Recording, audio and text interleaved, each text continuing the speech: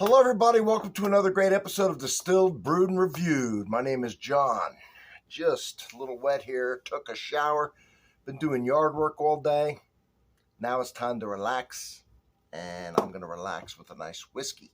On this channel, I do everything that has anything to do with alcohol, and I do everything that has anything to do with coffee. Now, coffee's easy. Coffee, easy meaning to find it because I post that video every Sunday. The rest of the week is just one beautiful surprise after the other, and that's where I do all the rest of the stuff. Now, if you say, well, I drink coffee, for example, or I drink bourbon or whatever, I take a sip every day, or I have a beer every day, I have coffee every day, but you only do it one day a week. Well, then what you do is you go to my playlist, and you just tap on that. And when you see hundreds, for example, of coffees come up, see, you can follow along every single day, and I would like nothing better, okay? I have the best playlist on YouTube, period.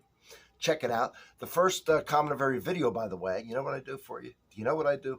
I pin it because it has a link to wherever I'm viewing. In this case, bourbon. Yeah, what kind of bourbon? I just have a little sample of it today, all right? That's what I got. That's what someone gave me, and I appreciate it. It is from BlueGrass Distillers, or it is BlueGrass Distillers Blue Corn Bottled in Bond Bourbon Whiskey. Between $70 and $80 in most places. A little bit about blue corn. How does it differ from yellow corn?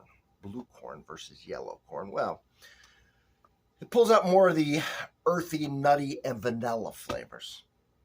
There's not a lot of blue corn whiskeys. Balcones makes one, a few others, but I don't know that there's really any other ones or very few other ones bottled in bond that have no rye, instead have wheat. This is wheated, 75% blue corn, 21% wheat, and 4% malted barley. Of course, it's bottled in bond. This is at least 4 years old. And that's all we need to know. Let's get into it. I'll let you look at the color. There it is. There it is. Copper penny. Copper penny. Let's coat this glass.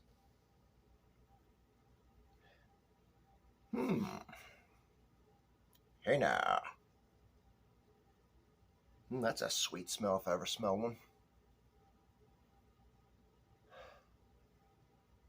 Wow. It's like sticking my nose in a fresh jar of Kentucky honey.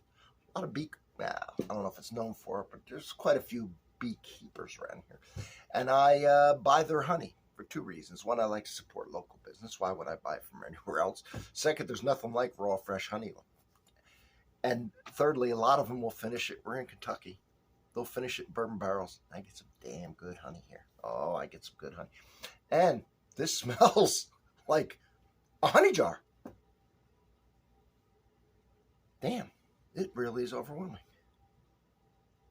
Bourbons always smell sweet. You might pick out honey, brown sugar, molasses, maple. But this is like overpowering everything. I do smell a little oak. It smells like you know what this smells? It smells like honey finished in a bourbon barrel. That's exactly what it smells like. All right, I'm going to get an acclimation taste, sip. All right, we're going to acclimate ourselves to this. And then we're going to go in, we're going to deep dive into the flavors. Unless it's just honey that's been aged in bourbon barrel, fine with me. 100 proof, of course, bottom bond. All right.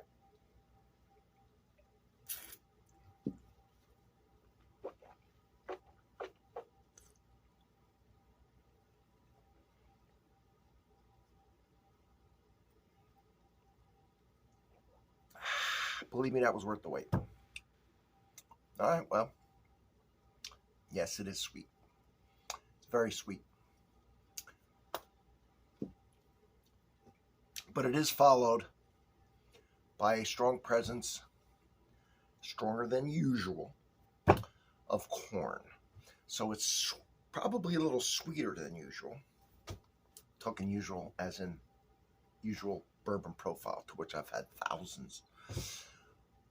A little on the sweeter side, a little on the corny side. I mean corny, I mean the flavor of the corn really shining through. Now, let's see. Is there oak? What's going on? Is there oak in here?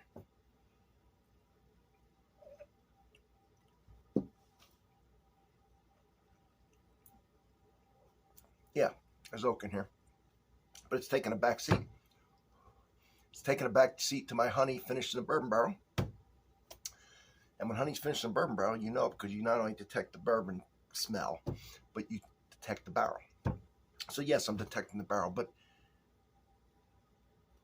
it's like the honey first. Very sweet. And that corn presence. Almost like, kind of like mellow corn, the whiskey mellow corn. It's back here somewhere.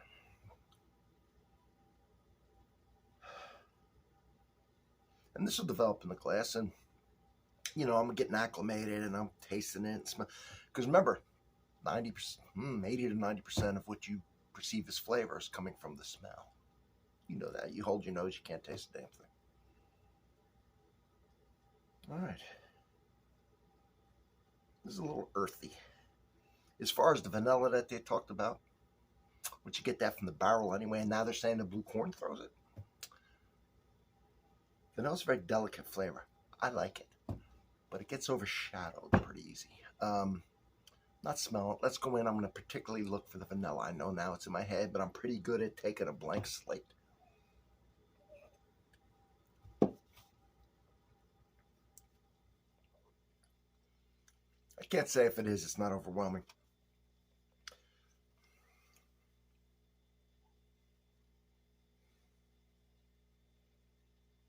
I'm not getting a lot of bacon spices. Now, a lot of people say that comes from the rye. Now, this has no rye. This has corn, which is very sweet. A little bit of malted barley, which will give you nuttiness. But I am getting a back finish of a little nuttiness. And then the wheat, of course, can be sweet / more of a neutral. If you think of wheat bread compared to cornbread, compared to rye bread.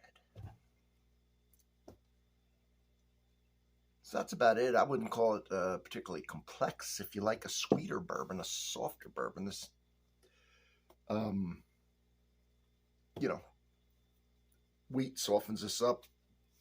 The corn is kind of high. The percentage of corn is usually in the 70s in a lot of, the malted barley is low. So this should appeal to a lot of classic bourbon drinkers, because I have found, now I like Scotch as well. And I have found that a lot of people who like Scotch can easily get into bourbon. However, a lot of people who grew up with bourbon have a hard time getting into Scotch. Now, I know Scotch can be peated and smoked, but not all of it's that way. But I don't know that they like so much the barley.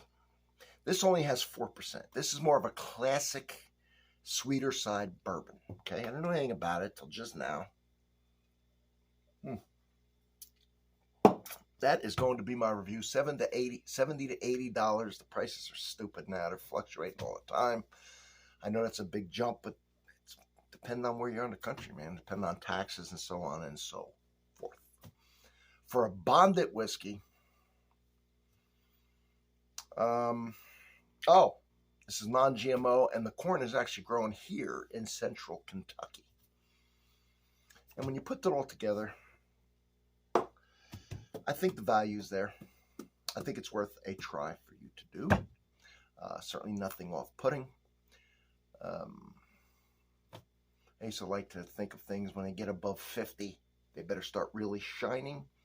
That was before this whatever disaster of inflation and everything else. Prices have jumped up now.